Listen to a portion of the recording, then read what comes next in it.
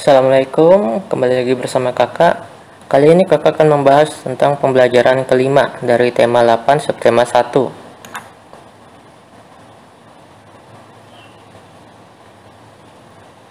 Tujuan pembelajaran ini yang pertama,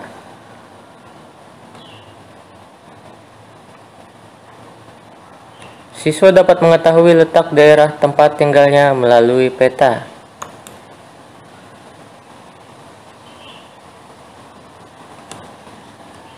Siswa mengetahui keberagaman karakteristik individu berdasarkan gambar. Siswa dapat menjelaskan karakteristik individu dalam keluarga. Siswa dapat menjelaskan karakteristik cerita rakyat pada suatu daerah dan mencermati tokoh-tokohnya dan dapat menjelaskan tokoh protagonis dan antagonis. Siswa dapat mengetahui tempo dan tinggi rendah nada dari notasi angka lagu daerah. Oke, langsung saja kita buka bukunya halaman 40.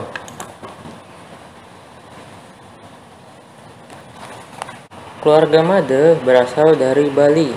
Saat ini Made tinggal di daerah Denpasar. Namun, kakek dan nenek Made menetap di Tabanan. Sedangkan paman Made menetap di Singaraja. Nama paman Made adalah Wayan. Semua keluarga Made masih tinggal di Pulau Bali. Nah, kali ini kita akan membahas kisah tentang si Made. Ya, di sini ada peta daerah Bali. Ya, nanti kakak kirimkan link gambarnya untuk kalian download supaya bisa diperbesar ya. Di halaman 40 ada tugas ya. Tapi perintahnya kakak ganti saja supaya lebih simpel.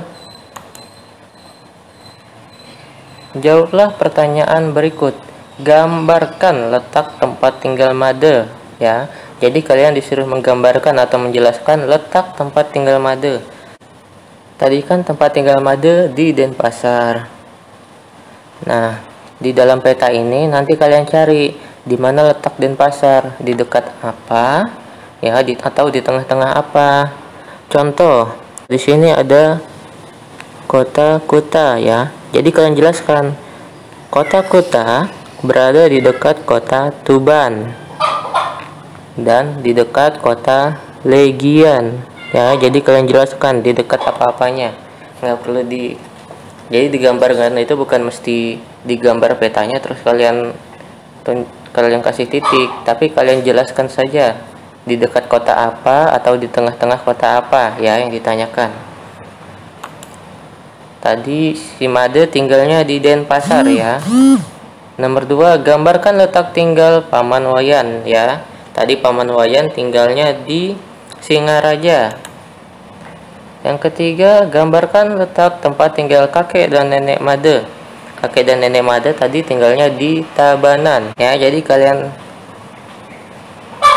nanti kakak kirimin gambarnya di deskripsi, kalian tinggal download saja supaya bisa diperbesar petanya. Kita lanjut halaman 41. Suatu hari, Made dan keluarganya mengunjungi paman Wayan di Singaraja. Rumah paman Wayan tinggal di lingkungan perkotaan. Suasana lingkungan rumah paman Wayan bersih dan asri. Masih banyak pohon dan penghijauan di tempat tinggal paman Wayan. Ya, jadi ceritanya si Made itu lagi pergi ke rumah pamannya yang ada di Singaraja. Tapi Singarajanya di daerah perkotaan. Walaupun perkotaan, lingkungan di sana masih hijau nih contoh gambarannya. Walaupun dia di tengah-tengah kota, tapi di sekelilingnya masih banyak pohon yang terlindungi. Jadi lingkungannya masih bersih, masih asri.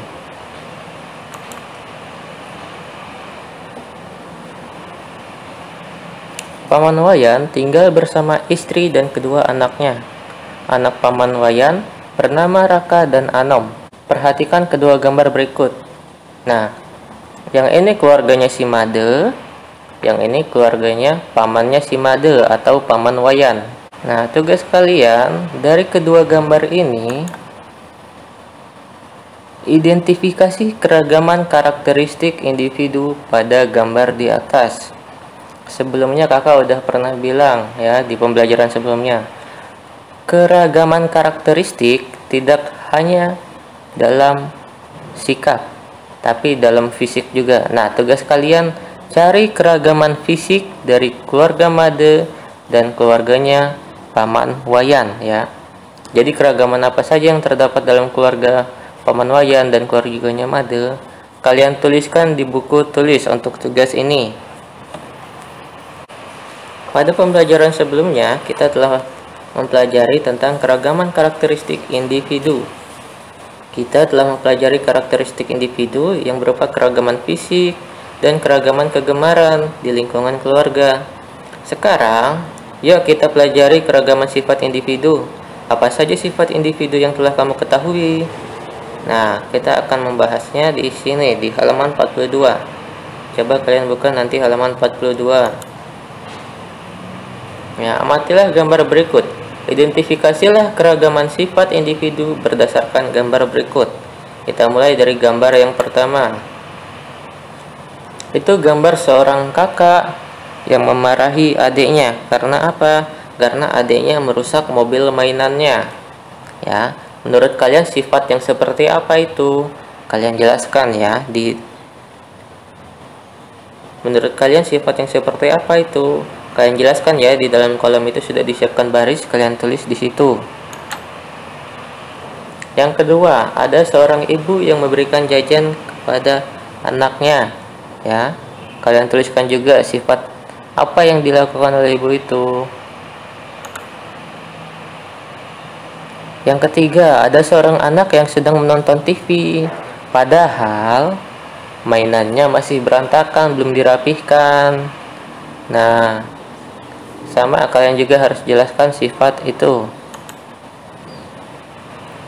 Yang keempat, ada seorang anak yang menolong anak lainnya ya, yang sedang jatuh. Kakak kasih contoh aja di gambar pertama. Ada seorang kakak yang memarahi adiknya karena merusak mainannya.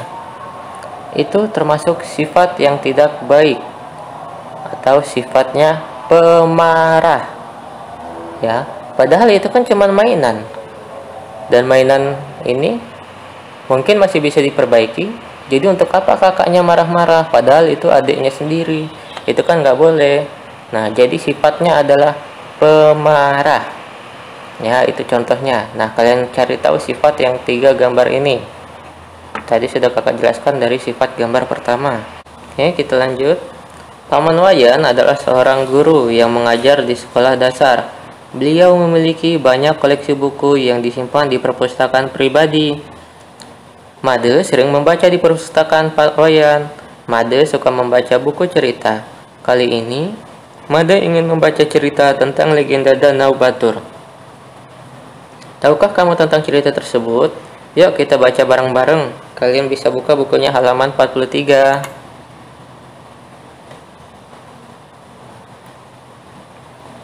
Asal mula danau dan gunung Batur. Di sebuah desa di Bali, ada seorang raksasa berjalan dengan riang. Namanya cukup singkat, Kebo Iwa. Karena dia seorang raksasa, tubuhnya sangat besar. Suaranya lantang. Tak hanya itu, dia juga memiliki kekuatan yang luar biasa. Selamat pagi Pak Kepala Desa. Selamat pagi, bapak-bapak dan ibu-ibu. Kebo Iwa memperlihatkan gigi-giginya yang besar. Selamat pagi, Kebo Iwa. Wah, kebetulan sekali. Dapatkah engkau membantu kami membuat pura? Ucap kepala desa. Baiklah, tapi seperti biasa, sediakan aku makanan yang banyak dan enak ya, pinta Kebo Iwa. Kepala desa mengangguk tanda setuju. Kebo Iwa, raksasa yang ringan tangan dan baik hati. Dia mau membantu penduduk desa untuk membuat pura, rumah, atau apapun yang dibutuhkan penduduk. Penduduk desa senang. Mereka menganggap Kebo Iwa sebagai teman. Hanya saja Kebo Iwa selalu meminta makanan. Karena tubuhnya yang besar, dia dapat menghabiskan jatah makanan untuk 1000 orang dewasa. Lama-kelamaan, Kebo Iwa bergantung kepada penduduk desa. Setiap rasa lapar datang, dia mendatangi penduduk untuk meminta makanan. Musim kemarau melanda, persediaan makanan penduduk semakin tipis. Mereka khawatir jika hujan tak kunjung datang, panen akan gagal, ternak-ternak bisa mati. Belum lagi, mereka harus menghadapi kemarahan Kebo Iwa jika tak ada makanan untuknya. Wahahaha, wahahaha. Pak Kepala Desa, aku lapar. Kebo Iwa mengusap perutnya yang keroncongan. Maafkan kami, Kebo Iwa yang baik hati. Kepala Desa menyatukan kedua telapak tangannya di depan dada. Persediaan makanan kami hampir habis. Hujan sama sekali tidak turun, kata Pak Kepala Desa. Aku tak peduli. Kalian sudah berjanji akan selalu menyiapkan makanan untukku, tegas Kebo Iwa dengan mata memerah. Kebo Iwa pun mengamuk. Rumah penduduk rusak dengan sekali pukulan. Tak hanya itu, pura, kandang ternak, dan lumbung tak luput menjadi sasaran tangan Kebo Iwa. Penduduk takut. Mereka berlari ke hutan untuk menghindari amukan Kebo Iwa. Nyam-nyam-nyam di dalam hutan, kepala desa berunding dengan penduduk. Mereka memikirkan cara untuk berbaikan dengan Kebo Iwa agar dia tidak mengamuk ketika kelaparan. Pak Kepala Desa akan berbicara baik-baik kepada Kebo Iwa. Sembari menunggu waktu yang tepat, penduduk desa mengumpulkan makanan yang ada di hutan. Waktu yang ditunggu-tunggu telah tiba. Keadaan sudah aman. Kebo Iwa sudah tidak mengamuk lagi. Pak Kepala Desa berjalan menemui Kebo Iwa yang sedang duduk bersandar pada sebuah batu besar. Kebo Iwa, maafkan kami tak dapat menyediakan makanan untukmu. Kepala Desa duduk di depan Kebo Iwa. Aku sudah memaafkan kalian. Maafkan aku juga telah merusak rumah kalian. Tapi aku tidak suka kalau kalian tak memberiku makan, ucap Kebo Iwa sambil cemberut. Tolong bekerja sama dengan kami. Penduduk desa membutuhkan air agar tanaman dan ternak tidak mati, sehingga kami dapat menyediakan makanan untukmu. Kepala desa berkata dengan hati-hati. Buatkan kami sumur yang sangat dalam. Tolong perbaiki rumah dan pura.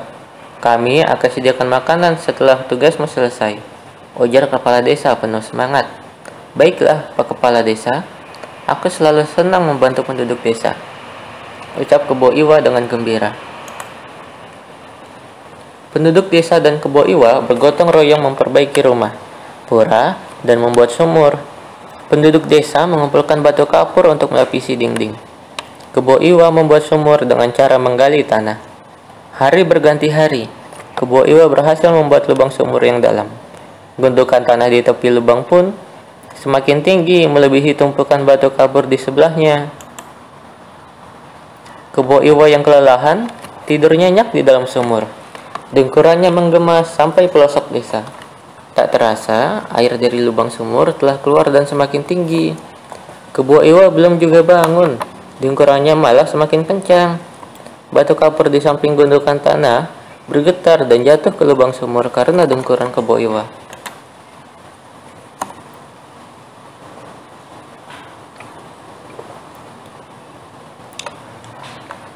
Kebo Iwa bangun ketika panasnya air bercampur kapur mulai menyumbat hidungnya. Namun terlambat. Kebo Iwa yang malang tidak berhasil menyelamatkan diri. Penduduk desa kocar-kacir berlari tak tentu arah ketika air sumur terus mengalir keluar dari lubang. Luapan air sumur membentuk sebuah danau. Danau ini diberi nama Danau Batur. Gundukan tanah yang kemudian mengeras dan membentuk sebuah gunung yang disebut Gunung Batur. Nah, itu tadi tentang asal mula danau dan Gunung Batur, ya. Jadi di sini tokohnya ada Pak Kepala Desa, ada Kebo Iwa, dan ada masyarakat. Nah, jadi di sini ceritanya Kebo Iwa itu sebenarnya seorang raksasa, tapi dia membantu warga dengan mengharapkan makanan, ya. Jadi bukan membantu dengan tulus atau dengan ikhlas. Walaupun raksasanya membantu dengan mengharapkan imbalan, tapi para warga tetap mau mematuhinya atau tetap mau memberi dia makan. Setelah membaca cerita di atas atau cerita tersebut, tentu kita bisa menemukan tokoh yang bersifat baik dan buruk. Tokoh yang bersifat baik disebut tokoh protagonis. Tokoh yang bersifat jahat disebut tokoh antagonis. Nah, tahu nggak kalian siapa tokoh protagonis dan tokoh antagonis pada cerita tersebut? Coba kalian cari tahu tokoh protagonis dan tokoh antagonisnya dalam cerita legenda Danau Batur di atas. Nah, dan berikan alasannya. Di halaman 45 udah ada tabelnya, kalian tuliskan di situ. Ya.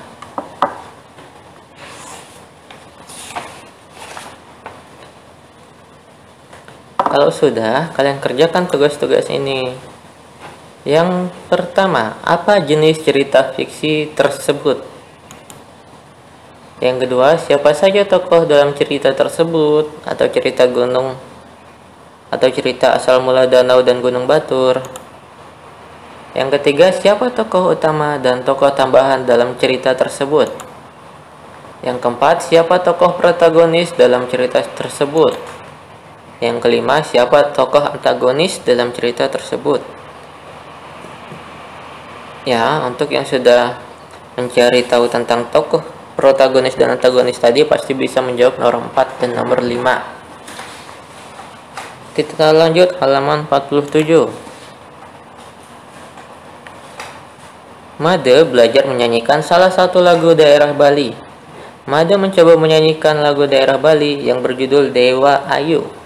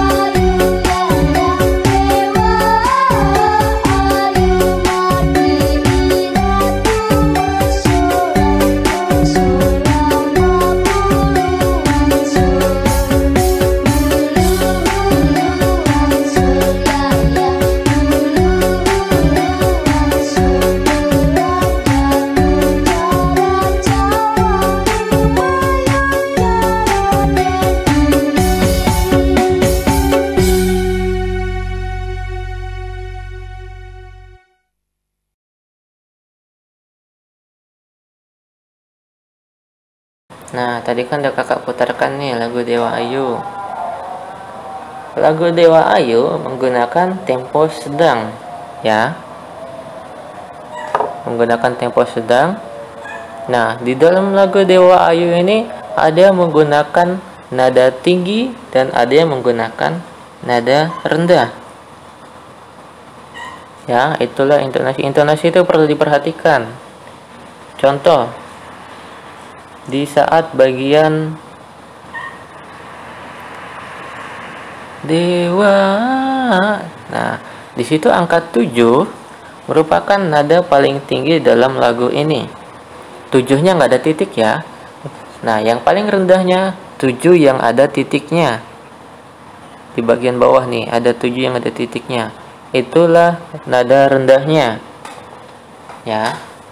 Jadi sebenarnya lagu ini menggunakan tempo sedang dan nada sedang. Ya, atau intonasi sedang. Bukan intonasi tinggi. Kenapa bukan intonasi tinggi? Karena dia tidak menggunakan notasi yang ada titik di atas angkanya. Ya, jadi semuanya menggunakan notasi yang tidak menggunakan titik. Dia hanya menggunakan titik di bawah, tapi itu pun hanya 7. Masih termasuk nada sedang ya. Nah, jadi dalam menyanyikan lagu itu penting. Kita harus memperhatikan temponya, kita harus memperhatikan intonasinya. Kalau misalkan lagu ini dinyanyikan dengan cepat, coba kalian praktekkan ya contohnya. Dewa ayu ya ya dewa ayu. Cocok nggak? Pasti nggak cocok. Semua lagu mempunyai ciri khas masing-masing. Kalau misalkan dia nadanya sedang, ya harus sedang. Jangan dibuat lambat atau dibuat cepat. Nanti nggak bakal cocok, nggak enak didengarnya. Oke? Nah, di sini kan lagunya lagu daerah Bali.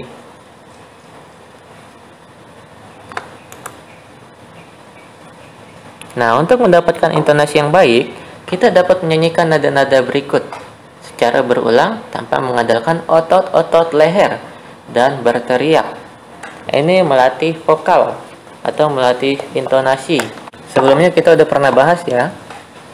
Nada yang tersusun secara berurut disebut tangga nada. Yuk kita coba bareng-bareng. Do, re, mi, fa, sol, la, si, do. Do, si, la, sol, fa, mi, re, do. Ya, itu yang namanya intonasi. Coba kalian latih berulang-ulang sampai lancar atau sampai kalian pasti pernah kan mencoba nada tinggi tapi seperti orang kecekek. Nah, coba kalian latih jangan sampai kecekek, oke? Nah, kecepatan lagu diukur dengan alat pengukur yang disebut metronom Maelzel atau disingkat mm ya.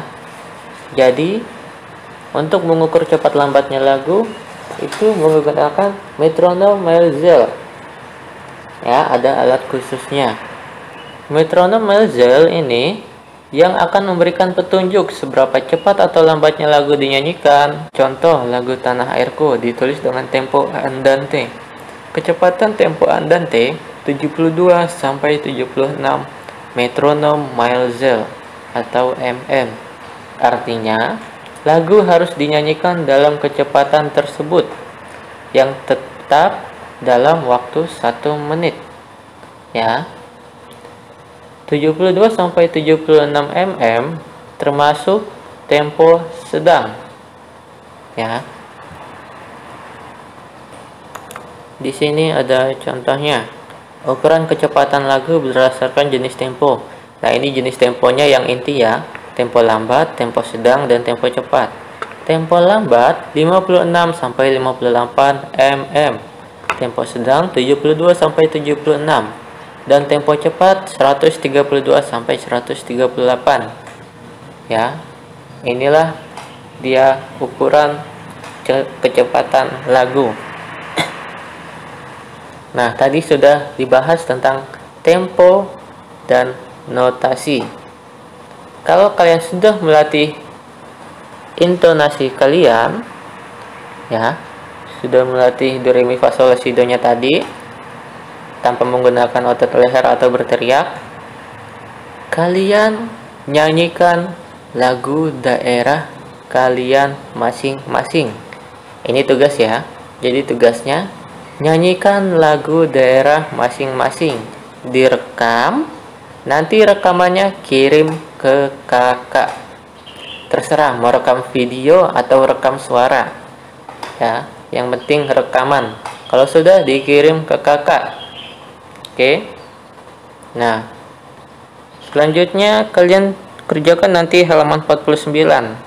Itu tugasnya kerjakan bersama orang tua kalian ya.